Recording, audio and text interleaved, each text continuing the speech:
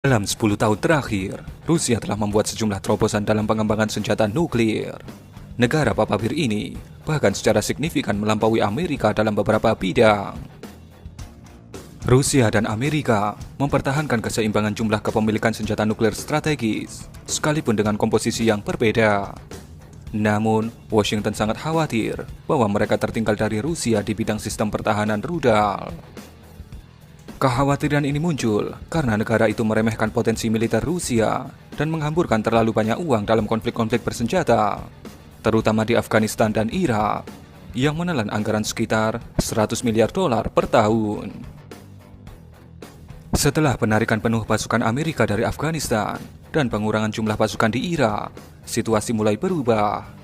Karena itu, pada tahun depan, anggaran pertahanan Amerika mulai dialokasikan untuk pengembangan senjata baru, termasuk senjata-senjata nuklir strategis. Insinyur-insinyur dari Rusia telah menciptakan sistem rudal strategis RS-28 Sarmat, peluncur rudal stasioner berbasis silo dengan rudal balistik antar benua berbahan bakar cair yang berat ini akan menggantikan sistem rudal Voyvoda dari era Soviet yang masih beroperasi dengan pasukan rudal strategis Rusia. Sarmat mampu menyerang wilayah musuh di sepanjang lintasan suborbital melalui kutub selatan. Jika, katakanlah, Amerika adalah targetnya, Rusia dapat melancarkan serangan ke negeri pemansam dari sisi Teluk Meksiko yang telanjang tanpa perlindungan sistem pertahanan rudal, karena memang Amerika tidak memiliki sistem pertahanan anti rudal di wilayah itu. Pada 2002 mendatang, unit-unit pertama sistem Sarmat akan mulai memasuki angkatan militer bersama pasukan rudal strategis di kota Uzur, Krasnoyarsky Krai. Langkah ini akan secara efektif menghalau segala upaya intersepsi Amerika selama fase peluncuran rudal balistik antar benua. Bagi pasukan nuklir strategis Rusia berbasis laut, pengembangan sistem kelautan multiguna Poseidon yang dikembangkan berdasarkan kendaraan bawah air nirawak bertenaga nuklir menjadi sangat penting. Kemampuan sistem itu untuk tetap berada di bawah air tanpa batas waktu memungkinkannya untuk menghancurkan kapal induk musuh dan kelompok penyerang angkatan laut ke segala arah, serta dapat menghantam fasilitas infrastruktur pantai dalam jangkauan antar benua. Berbekal hulu ledak termonuklir, sistem Poseidon mampu mencapai kecepatan 200 km per jam. Saat ini, kendaraan Poseidon diangkut oleh kapal selam nuklir super khusus, yaitu K-329 Belgorod. Sementara itu, bagi komponen pasukan nuklir strategis Rusia yang berbasis udara, yaitu Burevestnik, sebuah rudal jelajah nuklir berkemampuan siluman yang mampu terbang rendah, kini tengah dalam tahap pengembangan. Burevestnik dirancang dengan jangkauan penerbangan yang hampir tak terbatas. Rudal ini juga akan dilengkapi dengan hulu ledak termonuklir. Meskipun berkecepatan subsonik, rudal jelajah ini kelak mampu menghindari intersepsi sistem musuh generasi berikutnya, baik pertahanan rudal balistik maupun pertahanan udara. Sejumlah pengembangan Rusia ini belum ada saingannya dimanapun di dunia. Oleh karena itu, Pentagon dan Gedung Putih mendapatkan kecaman keras dari dalam negeri. Namun, Amerika tidak dapat menyaingi ketidakseimbangan kekuatan nuklir ini dengan cepat. Lantaran untuk membangun sistem seperti itu, tidak hanya membutuhkan sumber daya keuangan yang signifikan, tetapi juga waktu.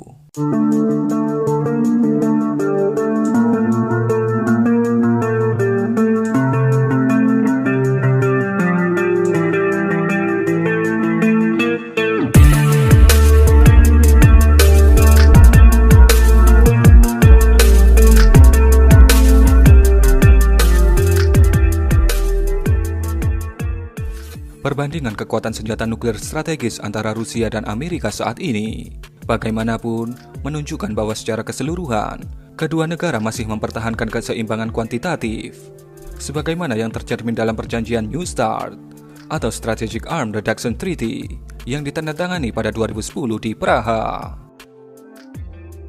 Meski begitu, Washington lebih mengandalkan komponen angkatan laut dalam pasukan nuklir strategisnya.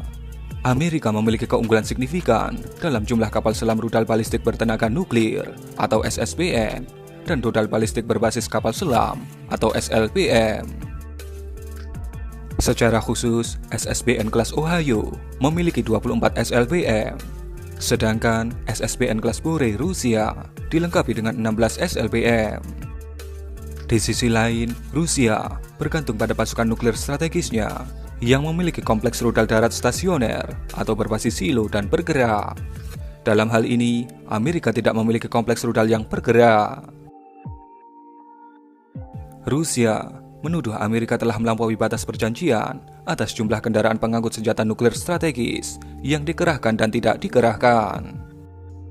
Kementerian Luar Negeri Rusia meyakini hingga Mei 2021, kelebihan ini mencakup 56 peluncur SLBM Trident 2 dan 41 unit pesawat pembom kelas berat B-52N.